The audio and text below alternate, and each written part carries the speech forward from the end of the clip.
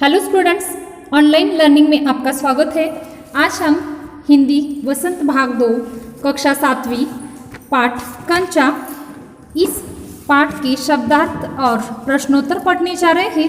यह पाठ हमने पिछली वीडियोस में पढ़ लिया है। वह वीडियो पहले देखो, उसके बाद प्रश्नोत्तर का वीडियो देखो ताकि आपको कंचा यह पाठ बहुत आसानी से समझ में आ जाएगा। तो सबसे पहले देखते हैं कठिन शब्द। शब्दार्थ: खनकना अर्थ है ध्वनि या आवाज़। 9, 2, 11 होना अर्थ है भाग जाना। आकृष्ट अर्थ है ध्यान खींचना। सबक अर्थ है पाठ। जबान अर्थ है जीभ। खामोश अर्थ है चुपचाप। भूचाल अर्थ है भूकंप। शंका अर्थ है संदेह। समाधान हल।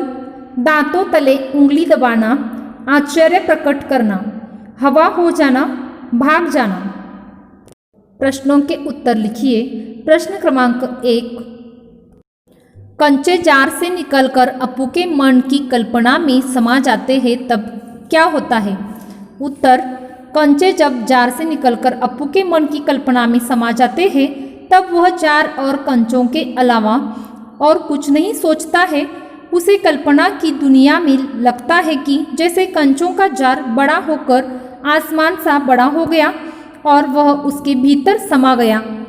वह अकेला ही कंचे चारों ओर बिखेरता हुआ मजे से खेल रहा था। आंवले सा गोल हरी लकीर वाले सफ़ेद गोल कंचे उसके दिमाग में पूरी तरह छा गए। मास्टर जी पाठ में रेलगाड़ी के बारे में पढ़ा रहे थे, लेकिन उसका ध्यान पढ़ाई में नहीं था। वह तो केवल कंचों के बारे में सोच रहा था। इसके लिए उसने मास्टर जी से डांट भी खाई थी। प्रश्न क्रमांक 2, दुकानदार और ड्राइवर के सामने अप्पू की क्या स्थिति है? वे दोनों उसको देखकर पहले परेशान होते हैं, फिर हंसते हैं। इसका कारण बताइए। जवाब: दुकानदार और ड्राइवर दोनों के आगे ही अप्पू की स्थिति एक चंचल बालक की है।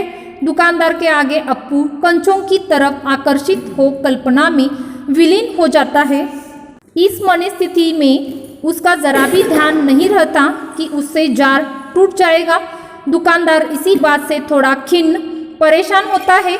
वही दूसरी तरफ अप्पू को सड़क के बीचों बीच से कंचों को उठाते देखकर ड्राइवर को बड़ी असुविधा होती है। इस बात से हैरानी भी है कि इसको कंचों की तो परवाह है पर अपनी जान की नहीं। उसकी इस मनोदशा को देखकर पहले तो वो परेशान होते हैं, परंतु जब उनका कंचों के प्रति प्रेम देखते हैं तो दोनों को हंसी आ जाती है। प्रश्न क्रमांक 3, मास्टर जी की आवाज़ अब कब ऊंची थी? वे रेलगाड़ी के बारे में बता रहे थे। मास्टर जी की आवाज़ धीमी क्यों हो गई? इसके बारे में लिखिए।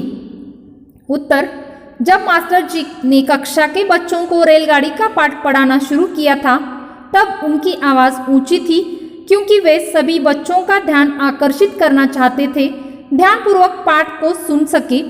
जब पाठ शुरू हो गया तब बच्चे ध्यानपूर्वक उनकी बातें सुनने लगे तो उनकी आवाज़ धीमी हो गई थी।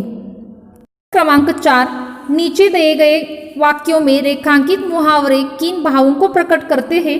इन भावों से जुड़े दो मुहावरे बताइए और उनका वाक्य में प्रयोग कीजिए। माँ ने दांतों तले उंगली दबाई। बच्चों, इस उदाहरण में कौन सा मुहावरा है, जरा ढूंढो। दूसरा उदाहरण है, सारी कक्षा सांस रोके हुए उसी तरफ देख रही थी। पहला जो उदाहरण है उसमें दांतों तले उंगली दबाना यह मुहावरा है। उसका अर्थ है आश्चर्यचकित होना। वाक्य: शाम को तैरता देखकर मैं आश्चर्यचकित हो गया। दूसरा है सांस रोके हुए देखना, अर्थ है हैरान होना, यानी वो भी एक मुहावरा ही हो सकता है।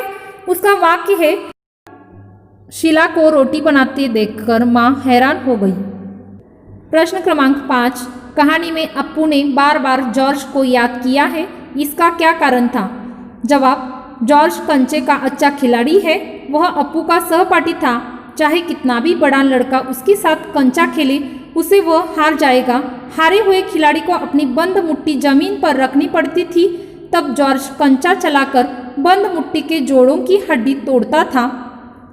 अप्पू सोचता है कि जॉर्ज के आते ही वह उसे लेकर कंचे खरीदने जाएगा। और उसके साथ खेलेगा। अपू की इस सोच के पीछे शायद यह कारण था कि जॉर्ज के साथ रहने से उसे हार का सामना नहीं करना पड़ेगा। इतना ही नहीं, वह सोचता है कि जॉर्ज के साथ रहने पर कक्षा में उसका कोई हंसी नहीं उड़ाएगा। इसके अलावा वह जॉर्ज के अतिरिक्त किसी को खेलने नहीं देगा। प्रश्न क्रमांक 6, कंचे खेल के बारे में जानकारी लिखी है। उत्तर, कंचे के खेल में कई खिलाड़ी खेल सकते हैं। इसे खेलने के लिए सबसे पहले एक गड्ढा बनाया जाता है और उसमें कुछ दूरी पर एक रेखा खींची जाती है। इस रेखा पर खड़े होकर खिलाड़ी गड्ढे की कंचे फेंकते हैं। जिसके सबसे ज़्यादा कंचे गड्ढे में जाते हैं वो खिलाड़ी गेम जीतता है। बच्चों, आपको यह वीडियो बहुत अच्छी तरह से देखना है, समझना है और प्रश्नोत्तर सुंदर हस्ताक्षरों में पठन करते करते अपने काफियों में लिखने हैं। धन्यवाद।